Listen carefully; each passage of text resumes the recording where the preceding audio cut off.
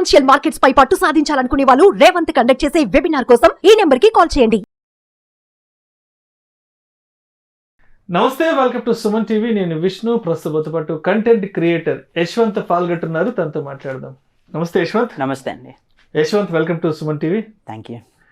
So Yashwant, last ఒక 15 days back ఏఐకి సంబంధించిన చాలా కంటెంట్ చేసాం మనం. చాలా మంచి ఇన్ఫర్మేటివ్ వీడియోస్ కూడా మన ఆడియన్స్కి షేర్ చేయడం జరిగింది. అయితే ఏమవుతుందంటే యశ్వంత్, ఇప్పుడు టెక్నాలజీ ఎంత డెవలప్ అవుతుందో అంతే స్థాయిలో అది ఇంకొన్ని రకమైన ఇబ్బందులు కూడా దారితీస్తుంది. ఇప్పుడు ఇంటర్నెట్ అనేదాన్ని, సోషల్ మీడియా అనేదాన్ని కొంతమంది మంచిగా ఉపయోగించుకుంటున్నారు, ఇంకొంతమంది దాన్ని చెడుకి ఉపయోగించుకుంటున్నారు. సో టెక్నాలజీ డెవలప్ అయ్యే కొద్దీ దాంతోపాటు కొన్ని రకాల ఇబ్బందులు కూడా చుట్టుముడుతుంటాయి. ఎస్పెషల్లీ ఇప్పుడు ఏఐకి వచ్చేటప్పటికే రీసెంట్గా ఏఐ డీప్ ఫేక్స్ అంటూ కూడా కొన్ని వీడియోలు చూసాం. ఒక 3-4 months బ్యాక్ ఒక హీరోయిన్కి సంబంధించిన వీడియో కూడా, ఆవిడకి సంబంధించిన డీప్ ఫేక్ చేసి చాలా వల్గర్గా దాన్ని సోషల్ మీడియాలో చేశారు. తర్వాత సీనియర్ యాక్టర్ శోభన్ బాబు గారికి సంబంధించి అంటే ఆయన ఎంగేజ్లో ఎలా ఉంటారంటూ కూడా ఒక వీడియో చేయడం జరిగింది. అది కూడా బాగా వైరల్ అయింది కదా. సో ఏంటి అసలు ఈ ఏఐ డీప్ ఫేక్స్ మనం ఏ విధంగా జాగ్రత్తగా ఉండాలి, దీనివల్ల ఎటువంటి ఇబ్బందులు తలెత్తే అవకాశం ఉందంటారు అసలు? ఇప్పుడు పెద్దవాళ్ళు ఒక మాట చెప్పేవాళ్ళండి, మనకు ఏదైనా కూడా కంటితో చూస్తే కానీ నమ్మకు అనేవాళ్ళు. బట్ ఇప్పుడున్న సిచ్యువేషన్ ఎలా ఉందంటే మనం కంటితో చూసినా కూడా అది నిజమని మనం నమ్మలేం. డీప్ ఫేక్స్ ఏం చేస్తున్నాయంటే ఒరిజినల్కి డూప్లికేట్కి తేడా లేకుండా చేస్తున్నాయి. ఇప్పుడు మీరు చెప్పినట్టు ఒక యాక్ట్రెస్ రష్మిక మందన గారిది కూడా ఒక వీడియో అలా బయటకు వచ్చింది. అంటే ఎవరో ఒక నార్మల్ లేడీ తన ఫేస్ ని డీప్ ఫేక్ టెక్నాలజీ యూజ్ చేసి రష్మిక మందన అలా మార్చుకుంది.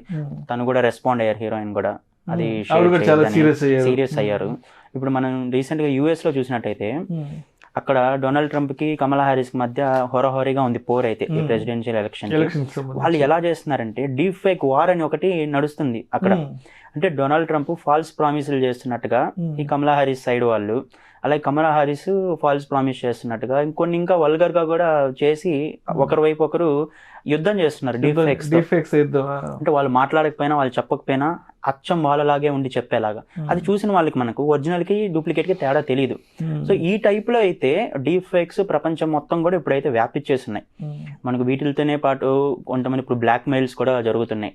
చాలా వరకు యువత ఏం చేస్తున్నారంటే ఆడవాళ్ళు నార్మల్ గా నోట్స్ కూడా క్రియేట్ చేయడం, డీప్ ఫేక్స్ యూజ్ చేసి వాళ్ళని బ్లాక్ మెయిల్ చేయడము, కొన్ని సూసైడ్ న్యూస్ కూడా మనం చూసాం చాలా వరకు రీసెంట్ గా. సో డీప్ ఫేక్స్ మీరు చెప్పినట్టు టెక్నాలజీ ఎంత ఫాస్ట్ గా డెవలప్ అవుతుందో దాంతో పాటు కొన్ని ప్రాబ్లమ్స్ కూడా అసోసియేట్ అయి ఉంటాయి. దాంట్లో ఒక ప్రాబ్లం ఏంటంటే డీప్ ఫేక్స్. ఇది నిజంగా మనం భయపడాల్సిన విషయమే.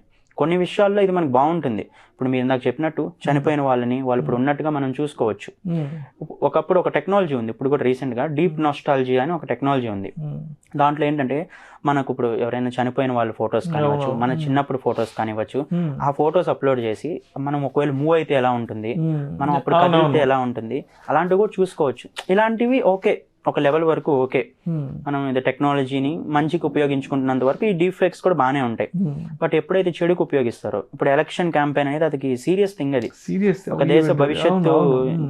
సో అలాంటి విషయాల్లో మనం సీరియస్ గా తీసుకోవాలి. ఇప్పుడు ఆడవాళ్ళ న్యూడ్స్ అనేది ఇవి కూడా చాలా సీరియస్ థింగ్. కాబట్టి ఎంత ఫాస్ట్ గా డెవలప్ అవుతుందో అంత ఫాస్ట్ గానే ప్రాబ్లమ్స్ కూడా ఉంది. కాబట్టి దీనికి ఖచ్చితంగా మనం అయితే ఏదో ఒక స్టెప్స్ అయితే తీసుకోవాలి, గవర్నమెంట్ నుంచి రావాలి. ఇప్పుడు కొన్ని కంట్రీస్ లో రెగ్యులేషన్స్ ఉన్నాయి. రీసెంట్ గా కాలిఫోర్నియా కోర్టు US లో వీటిని బ్యాన్ చేస్తూ ఒక స్టేట్మెంట్ ఇచ్చింది. జనరల్ గా వాళ్ళకి ఏంటంటే ఫ్రీడమ్ ఆఫ్ స్పీచ్ ఎక్కువ ఉంటుంది మనతో కంపేర్ చేసుకుంటే. ఇలాంటివి ఏం చేసినా కూడా వాళ్ళని నువ్వు ఇది పోస్ట్ చేసావు కాబట్టి మేము అరెస్ట్ చేస్తున్నాను అని చేయలేరు. బట్ వాళ్ళైతే ఇప్పుడు ఒక చట్టం అనేది తీసుకొస్తున్నారు ఈ డీప్ ఫేక్స్ ని కంట్రోల్ చేయడానికి. సో అలాగా ప్రతి దేశం కూడా ఏదో ఒక చర్య అయితే తీసుకోవాలి ఖచ్చితంగా. ఓకే. సో యశ్వంత్, మరి ఇటువంటి అనర్థాలను మనం ఏ విధంగా ఆపొచ్చు అంటారు అసలు? మన వరల్డ్ వైడ్ గా అయితే ఒక వెబ్సైట్ ఉంది, అది గవర్నమెంట్ బ్యాక్డ్ ఉంటుంది అది. సో మీరు ఎక్కడైనా ఇప్పుడు లెట్ సపోజ్ మీరు ఒక ఉమెన్ అయినా ఆర్ మీకు తెలిసిన ఉమెన్ కి ఎప్పుడైనా కూడా ఏదైనా ప్రాబ్లం వచ్చినా, అంటే వాళ్ళ న్యూడ్ సర్క్యులేట్ అవ్వడం కానీ ఇలాంటివి, పానిక్ అయ్యి ఏవేవో చేసుకోవడం కన్నా ముందు stopncii.org అని ఒక వెబ్సైట్ ఉంటుంది. ఆ వెబ్సైట్లోకి వెళ్ళి మీరు ఎక్కడ చూసారో ఆ పలానా సోర్స్ అనేది దాన్ని వాళ్ళకి అప్లోడ్ చేస్తే సోషల్ మీడియా ఎంటిటీస్తో మాట్లాడి అది సర్క్యులేట్ అవ్వకుండా చేస్తారు. ఇప్పుడు సోషల్ మీడియాలో తలుచుకుంటే ట్విట్టర్లో సర్క్యులేట్ అవుతుందంటే ట్విట్టర్ తలుచుకుంటే ఆ సోర్స్ అది లీక్ అవ్వకుండా బ్యాన్ చేయొచ్చు ఆ కంటెంట్ని. అలానే ఏ సోషల్ మీడియా తలుచుకున్నా కూడా చేయొచ్చు. ఈ స్టాప్ ఎన్సిఐ ఏం చేస్తుందంటే సోషల్ మీడియా ప్లాట్ఫామ్స్తో కాంటాక్ట్ అయ్యి ఈ సోర్స్ని లేకుండా చేస్తుంది. కాబట్టి ఎవరు కూడా ప్యానిక్ అవ్వకుండా ఫస్ట్ మీ డీప్ ఫేక్ ఏదైనా బయటకు వచ్చింది అంటే ఫస్ట్ మీరు చేయాల్సింది ఇది, ఆ సోర్స్ లింక్ తీసుకొని ఆ స్టాప్ ఎన్సిఐలో సబ్మిట్ చేస్తే వాళ్ళు అది రిమూవ్ చేయడానికి ట్రై చేస్తారు. ఇది చాలా వరకు అవేర్నెస్ లేక సూసైడ్ దాకా కూడా వెళ్తున్నారు. అంత అవసరం అయితే లేదు ఈ రోజుల్లో. ఎందుకంటే ఒరిజినల్ కి డూప్లికేట్ కి తేడా తెలియదు. ఇంకొక 2 years పోతే మనం డూప్లికేట్ ని ఎక్కువ నమ్ముతామేమో, మనం చెప్పలేం. అంటే ఒరిజినల్ వచ్చినా కూడా నమ్మలేం మనం. ఇప్పుడు అంత డూప్లికేట్ కంటెంట్ ఎక్కువ అయిపోతూ ఉంటే ఏమవుతుందంటే డీప్ ఫేక్ నిజంగానే ఒరిజినల్ వచ్చినప్పుడు మనము ఓకే ఇది కూడా డీప్ ఫేక్ అయి ఉండొచ్చు అనే స్థితిలోకి వెళ్ళిపోవచ్చు. డీప్ ఫేక్ కంటెంట్ చూసి ఇదే ఒరిజినల్ అని కూడా చెప్పుకోవచ్చు. ఇప్పుడు ఎవరైనా లెట్ సపోజ్ మీ ఫాదరే మీకు డీప్ ఫేక్ యూజ్ చేసి కాల్ చేసి నాకు ఒక 1 lakh కావాలి పంపించు అంటే మనం పంపించేస్తాం. రీసెంట్ గా చైనాలో ఒక ఇన్సిడెంట్ జరిగింది. అంటే యూరోప్ కంపెనీ అది నార్మల్ గా చైనాలో ఒక ఎంప్లాయీ ఉంటాడు. అతను ఫైనాన్స్ మేనేజర్ ఫోన్ చేసి నాకు అకౌంట్లో ఉన్న మనీ అంతా దీనికి ట్రాన్స్ఫర్ చేయని వీడియో కాల్లో చెప్పారు. అది చూసి ఏమనుకున్నారు అంటే యాస్టీజ్ అతను వాళ్ళ మేనేజర్ లాగే ఉన్నాడు, ఫైనాన్స్ మేనేజర్ లాగే, కాబట్టి ఇతను అంతా పంపించేశాడు. తర్వాత మళ్ళీ చెక్ చేసుకుంటే అతను రియల్ ఫైనాన్స్ మేనేజర్ వచ్చి అడిగాడు, నువ్వు ఎందుకు ఇదంతా పంపించినావు అంటే మీరే కదా కాల్ చేశారంటే అతను చేయలేదు. ఎవరో స్కామ్స్టరు డీప్ ఫేక్ టెక్నాలజీ యూజ్ చేసి అతను ఫైనాన్స్ మేనేజర్ లాగా వీడియో కాల్లో చేసి మాట్లాడి మనీ అంతా ట్రాన్స్ఫర్ చేయించుకున్నాడు. సో ఇలాంటి స్కామ్స్ ఎన్నో జరుగుతున్నాయి. మనకు తెలిసింది 1-2 బయటకు వస్తున్నాయి, బట్ చాలా మంది చెప్పని కూడా చెప్పలేరు ఇలాంటివి. కాబట్టి వీటన్నిటికీ మనం ఏం చేయాలంటే ముందు అవేర్నెస్ తో ఉండాలి ఖచ్చితంగా. ఇప్పుడు ఇది మన ఉమెన్ కి సేఫ్టీ ఇంపార్టెంట్ కాబట్టి ఈ స్టాప్ ఎన్సిఐ చాలా ఇంపార్టెంట్.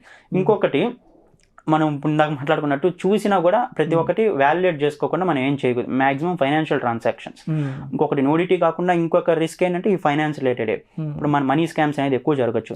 రేపో మాపో ఎవరొకరు మీకు తెలిసిన వాళ్ళు వాట్సాప్ వీడియో కాల్ చేసి సేమ్ నంబర్ నుంచి కూడా చేసి మనీ పంపించమని మనం పంపించేస్తాం, మనకి ఇంకో ఆప్షన్ లేదు. ఒకప్పుడులో ఫేస్బుక్ లో వీటిలో ఫేక్ అకౌంట్స్ క్రియేట్ చేసుకొని ఇలా మనీ స్కామ్స్ చేసేవాళ్ళు. ఇప్పుడు మనకు అవేర్నెస్ వచ్చింది, ఇప్పుడు ఏంటి టెక్నాలజీ యూజ్ చేసుకొని సేమ్ వాళ్ళలాగే మాట్లాడి. కాబట్టి ఎవరు మనీ విషయంలో ఎవరైనా కూడా మీరు వ్యాలిడేట్ చేసుకునే పంపించండి. వాళ్ళు కాల్ చేసి మాట్లాడండి, కనుక్కొనే పంపించండి. ఎందుకంటే ఏది కూడా సేఫ్ కాదు ఈ రోజుల్లో. సో టెక్నాలజీని ఎంత బాగా యూజ్ చేస్తున్నామో అంత జాగ్రత్తగా కూడా యూజ్ చేయడం ఇంపార్టెంట్. అప్పుడు మాత్రమే మనం జాగ్రత్తగా ఉండగలం. సో అయితే అసలు ఈ డీప్ ఫేక్ ప్రాసెస్ ఎలా ఉంటుంది ఏంటనేది ఇది ఒకసారి మనకి ఏదన్నా ఒక డెమో ద్వారా చూపించు. ఇప్పుడు మీరు కనుక ఈ వీడియో చూసినట్టయితే ఇక్కడ నేనున్నాను, ఇటు సైడ్ కూడా నేనే ఉన్నాను, బట్ మీరు ఇక్కడ చూసినట్టయితే ఎలాన్ మస్క్ కనిపిస్తుంటాడు. నేను ఎట్ట మూవ్ అయితే తను కూడా అలానే మూవ్ అవుతున్నాడు చూడండి. దీన్ని నార్మల్గా ఎవరైనా చూస్తే ఎలాన్ మస్క్ వీడియో కాల్ మాట్లాడుతున్నట్టే ఉంటుంది, కానీ నేను మాట్లాడుతున్నట్టు అనిపించదు. సో ఇంత పకడ్బందీగా మనం చేయొచ్చు, పక్కాగా అది రెప్లికేట్ చేసేలా మనం చేయొచ్చు. ఇప్పుడు సాధారణ మనిషి నేనే చేసినప్పుడు హ్యాకింగ్ చేయాలి ఆర్ స్కామ్స్ చేయాలి అనే ఒక ఉద్దేశంతో ఉన్న వాళ్ళు ఎంతకైనా తగ్గించగలుగుతారు. కాబట్టి జాగ్రత్తగా ఉండడం అనేది ఇంపార్టెంట్. అంటే రైట్. Thank you Yashwant.